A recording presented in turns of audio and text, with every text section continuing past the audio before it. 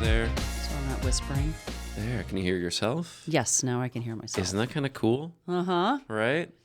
Kind of like blocks the world out Perfect. a little bit. Anyway, Kierstin, thank you for being here. Sure, thanks for inviting me. What a interesting little thing that happens up on the hill outside of Corvallis. Oh, yes. Yes. The secret agricultural center that nobody knows what's going on. They're working all sorts of weird experiments. The big tall fence. The so big people tall are fence like, what is going on Does over it keep there? people out or keep people in? That's a really good question. How long are you allowed to be out? Yeah. I have a time clock. Pretty soon I'll be beamed back in there whether they'll I'm ready or collect you not. if you don't come back soon enough. That's right. That's right. Yeah. Got to protect those honeyberries, right? Oh, yes. Yes, from all of the humans and the birds. Especially the humans. Especially the humans. Well, before we get too far into it, let's introduce you. Okay. Kierstin, Yes. please tell us who you are, where you're from, what in terms of the organization that you're representing here today. Okay. I'm Kierstin Schmitt, and I'm from... that's a good question. That's a long answer, longer answer than most. I've been in Corvallis for about 30 years, but came to Montana when I was 21, and prior to that, I was a military kid. So I moved on average every 2 years growing up. Oh, wow. And so I never had a home base. And so my father's work brought us all over the country, ocean to ocean. He was in the Navy. And then we did a short stint in Portugal when I was a youngster. Fun. Very fun. Okay. And so my goal in coming to Montana was to grow some roots. And so I have. There you go. So, yeah, it's been a wonderful place to land almost 35 years ago. So, yeah, super grateful. It's a good place to be. Yeah, every day. Lots of cool things going on here. Every day.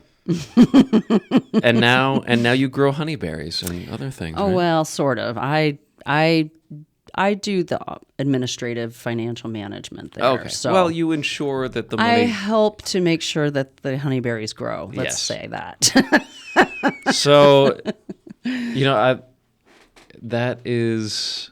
It's kind of funny because it's so out of the way, that place. You kind of not a lot of people know it's there, They don't. and it's a neat. Because I used to work there I worked there for a summer Oh, right. when I was in high school. I forgot this part. Counting boll weevils. Yeah. See, you know. That was my gig. Your secret gig. Was harvesting knapweed, breaking it open, and counting the boll weevil larvae that were inside. How many did you find? Many. Yes. Mm-hmm. Yeah. Yeah, I bet. Yeah. It was a job. You got paid and you left. Yeah, it was interesting. It was in the sense that I'm getting paid to count bugs. Yeah. What's going on here? Yeah. Yeah. Yeah, that's what science is. That's what science. Yeah. See? Science. And Counting bugs. Yeah. And now every time I uproot some knapweed, You count the bugs. I see, I was like, oh, look. It's the Japanese boll weevil. See, you learned something. You had a summer job. You did some science. They didn't have honeyberries there, though. That was the real unfortunate part. Right. Those are, only the last 10 years that we've had those. So, yeah, they're pretty new. They are. They're delicious, though. Yes. So yes. what else is going on up there? Like, it's developed a lot more in the last however many years. I mean, this was almost 20 years ago when I worked there. Right. So dating myself at this point. Yeah. Yikes. Well, same. So we're doing a whole lot of different types of projects around fruits and vegetables. We're the only research center in the state that does work on fruits and vegetables through Montana State University. So we have a unique niche here because we kind of serve the whole state and the region. So not only Montana, but we get calls from Idaho and other places that are close to us, and then we have to sort of adjust our answers to their questions based on what we understand about their region and what their climates are like and what their soils are like and that sort of thing. Right. But the bulk of our research is around fruit. We do a lot of work with the honeyberries. We're one of the only places in the entire country that studies honeyberries. We do work with grapes and apples and sour cherries, and do lots of work now with weed management for organic farmers with different types of vegetables. We do a very wide range of projects. I think we have a dozen different grants that we're working on right now. Wow. Specific projects and project goals and all that sort of stuff. And then we also have collaborations with other folks at MSU. We have collaborations. We sometimes do work, research projects for private industries. So it's a broad range. Very cool. Yeah. Lots of neat stuff going on up there. Yeah. Yeah. And you had mentioned that there is some sort of benefit dinner coming up soon. Well, two different things. So our annual field day for the research center is August 14th this year. It's a Thursday, 4:30 to 8:30, and that's the one time that we invite the public out to give them a farm tour. We feed everybody dinner, and our collaborators come over from MSU and from other places that for projects that we're working on with, and then we talk about each of the projects sort of in a broad range that's understandable to the general public. And it's a great event. We have we had about 350 people the last couple years. Wow, attend, nice. Which is huge. That's a lot of people. Yeah, it's gone up about 100 since 2020. We just started increasing our numbers, and I think that's partially due to people's interest in growing their own food and supporting local farmers, and because we work a lot with homeowners, orchardists, folks that are growing vineyards, and then we also work with small-scale agricultural farms, so folks that are at the farmers market that are doing CSAs, versus the other research centers that are all doing cattle and grain. And so our niche is really the smaller side Right. of farming, which is tremendous because of the need, the desire, the interest in, like I said, people growing their own food or supporting these smaller farms that are growing food for them. Mm-hmm. And I think that it's indicative of it seems to me, just from my perspective, a huge interest and desire to buy local food. Oh, that's great. Yeah, no, I love... There's no substitute for it. You really can't get the same things from the grocery store that are shipped in from across the country and sometimes across the world. And so this is where we can help those people figure out how to grow them, what to grow, how to grow it, how to manage it, with just knowing the climate and knowing what works, and then also because they don't have the time and energy and the money to do that research. Right. So it's really about helping them save money and answer their research questions. And so we reach out to farms directly. We reach out to orchardists and homeowners directly and try and help understand what their questions are, and then we see if we can find a way to answer them. This might be super obvious, but my assumption would be that climate is one of the more challenging aspects of farming up here. It's all over. Yes, it is. It's a major. I mean, we have such a short growing season Correct. as well, Like, it just stopped. It's just starting to stop being frigidly cold at night. Correct. Yes, and I And think it's our May last 21st today. Yeah, and our last frost date, I think, is typically the end of May, the beginning of June. And so, yes, so our window is small. It's growing because of climate change. So there's that.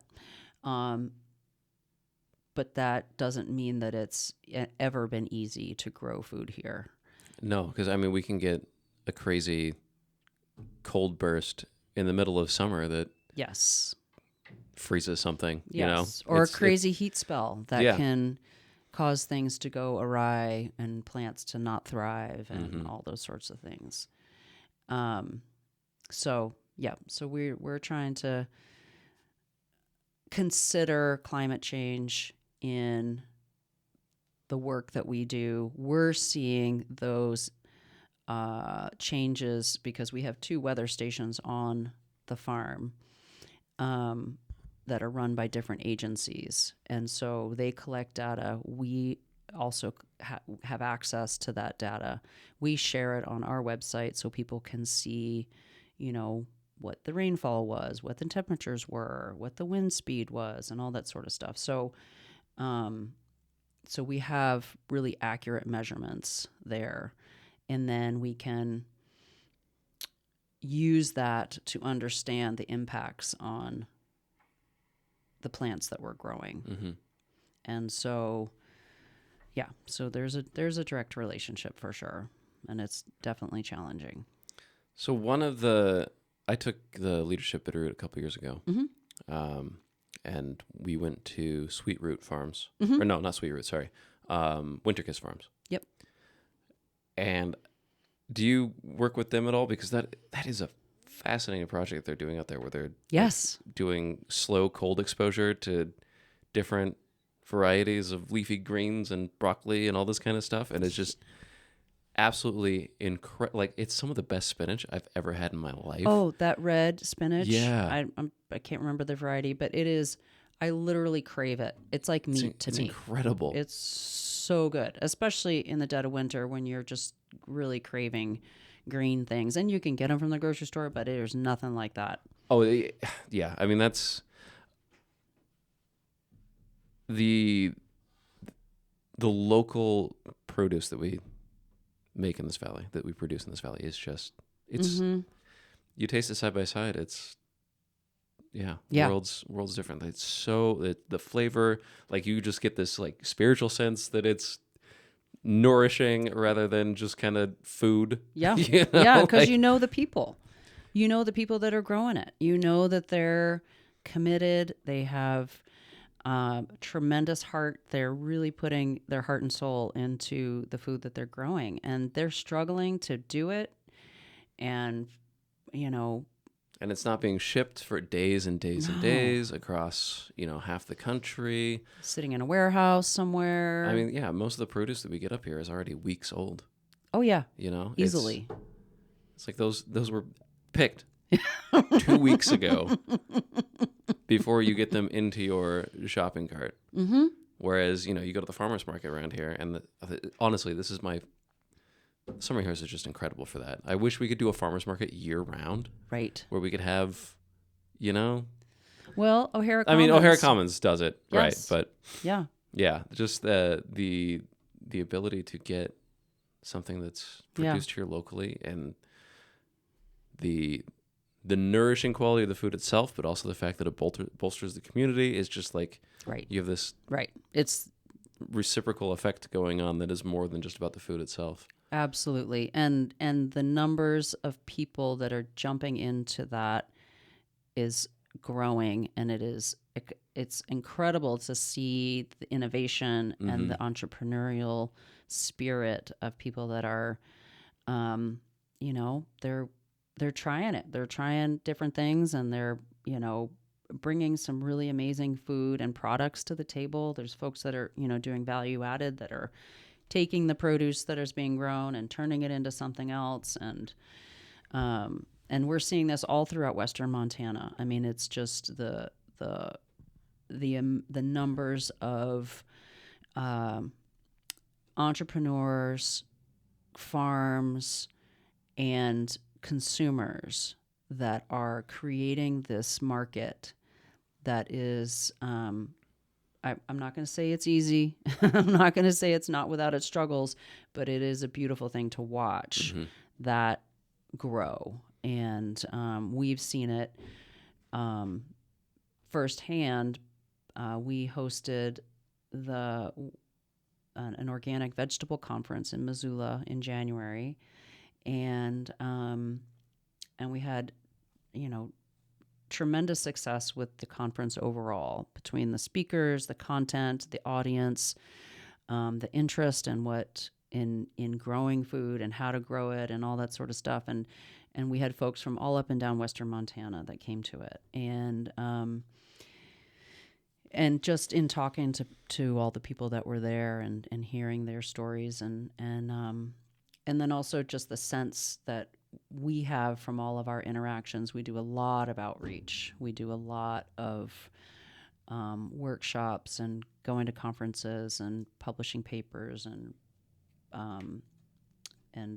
just talking one-on-one. I mean, people come by the farm all the time. Actually, yesterday we had a group that came through NCAT that was a Veterans Farmers Coalition. And there were people from Texas, there were people from Kentucky, there were people from Eastern Montana here, and they all came they were touring different places, but they came to us also, and they were coming to learn about what we do and how we do it. And, it's fascinating. So we get people from all sorts of places that are come to our door and want to go for a tour and learn about us, and then we also take that out into the public in a bunch of different forums. So yeah, because it's not just about people producing to sell. Also, like having your own garden at home is also an incredible endeavor. I mean, it's hard work. Just growing food for yourself is hard enough work. It's hard right? work. Yes. You got to make sure that they're watered and weeded people have trouble with houseplants, and you're not growing food out of yes. Yes. So then take that outside and then make it, try to make it to a feasible area for something to produce actual food is challenging enough. I mean, right. And then, and you've got all the climatic effects, and you've got the bugs and the diseases and all the stuff. I mean, it's not easy. It takes a lot of effort, and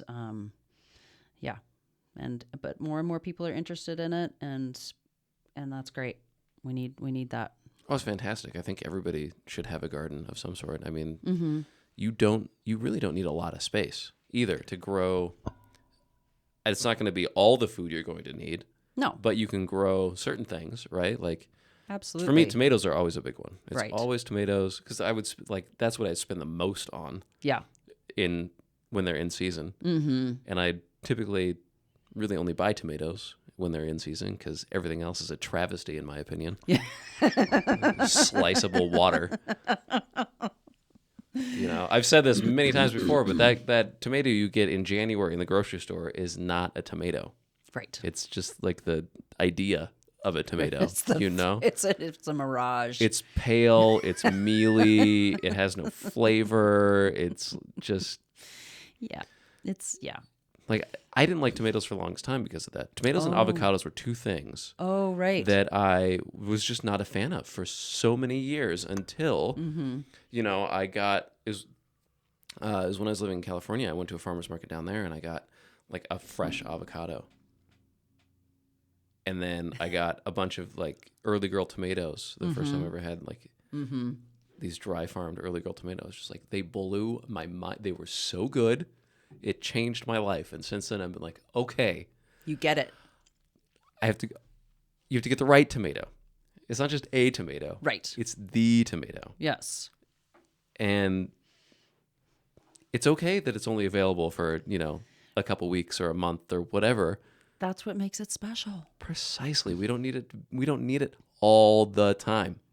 There's something about having it like, oh, it's the season. Right. It's here. Like right now in Germany, people are going absolutely nuts because it's asparagus season. Oh, yeah. This is the only time of year that it's really available. Mm-hmm.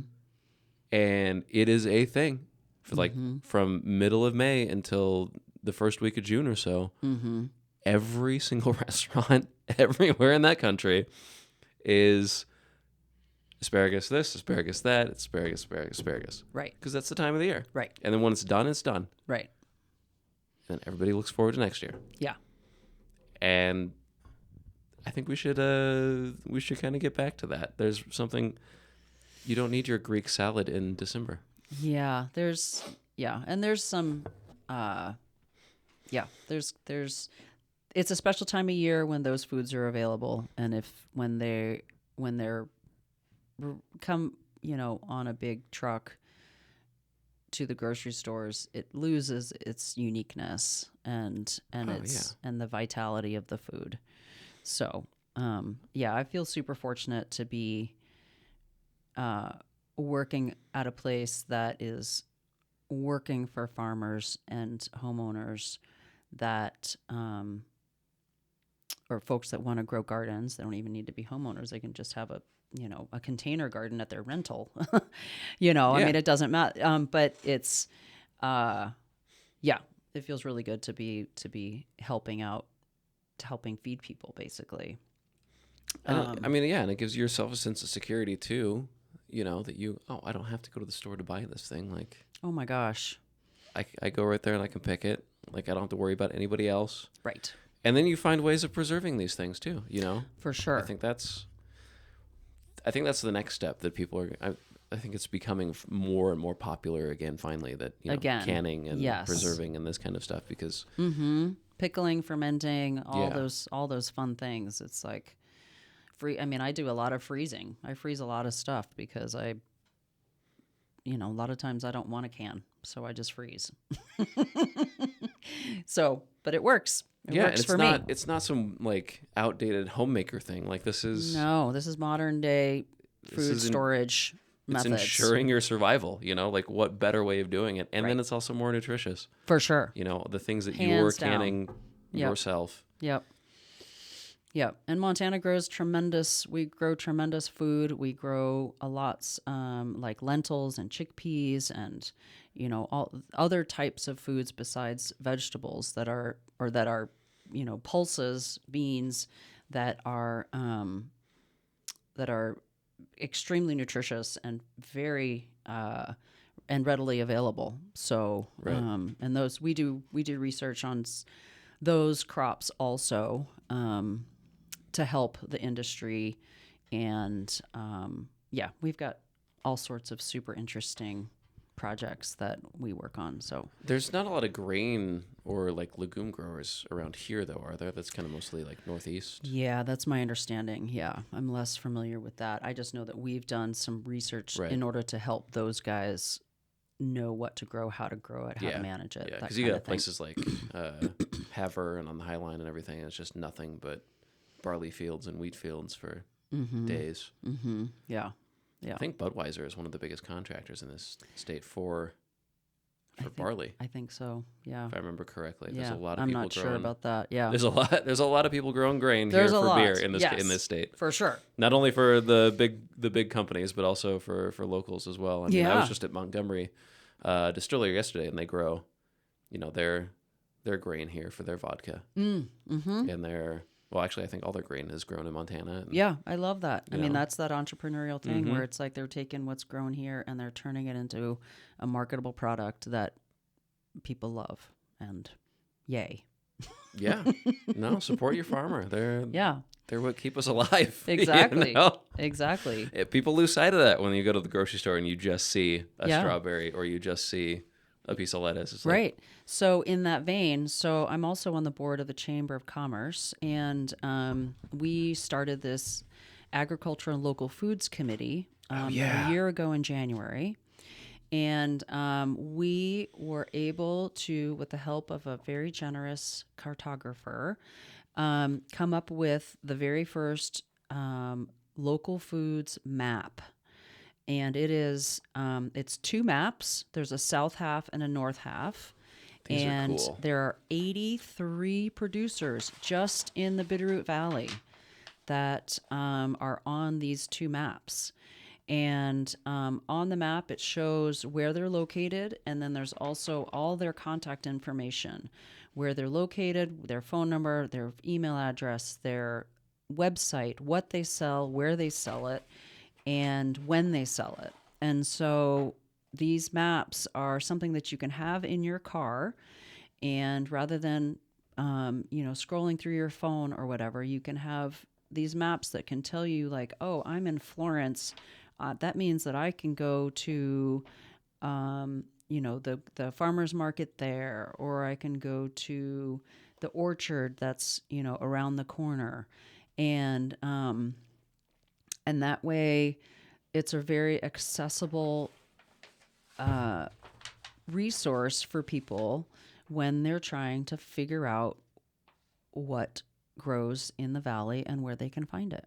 Very cool. I love this. Yeah.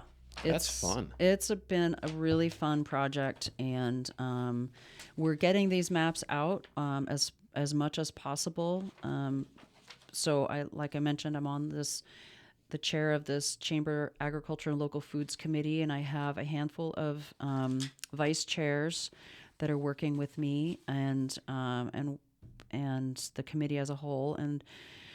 And one of our vice chairs, Gretchen Pernicoli from Frost Top Orchard, is graciously helping to distribute the maps and to locations like nurseries and the farmers markets and farm stands and all that, where people are going to be looking for where they can find local food. Totally. So for people that are interested in that, we just ask that you contact the chamber. And if you have a place where you think people would be interested in taking some of these maps home with them, they're free. Then reach out to the Chamber of Commerce, and we can get some maps out to you.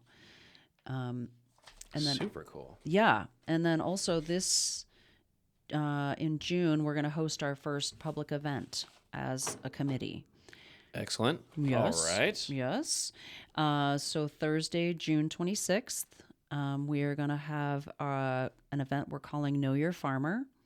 And it's going to be at Double K Ranch in Darby. Shout out to Double K Ranch. Shout out. Always shouting out to those guys. I love Dylan and Tessa. They're so great. They're amazing. So we're going to have a dinner there, and we're going to have 3 or 4 farmers talk, and ranchers. Dylan's going to be one of the speakers.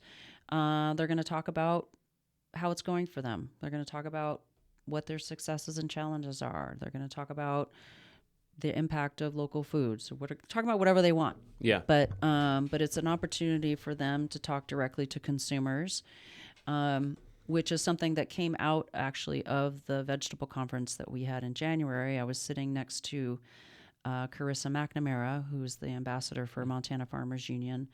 And we were listening to these speakers, and she looked over at me and said, we need to do this to the general public. And so that's where this event sort of came out of. And we're super excited about it. We're going to have pretty limited tickets because we want to have sort of a manageable event for our first one. And so we're hoping they'll go on sale June 1st. June 1st, okay. Yes. And they'll be through the Chamber of Commerce, through their website. We'll have some media around all that when it's ready to go out. But we're finalizing all the details, and we're super excited to have our first event hosted by the Ag Committee. So awesome. And what a great location too. Oh man, I know. It's beautiful up there. I know. Dylan, he offered it up, and they have that beautiful space. I don't know if you've seen their the barn space, that they have, and so, we're thrilled, and we're thrilled to be partnering with them. And also, another major shout out is to Trapper Creek Job Corps. Their culinary arts program is going to be doing 3 different salads for us, and we are going to be providing to them all the local produce and legumes that we can. Oh, nice. So we're going to be,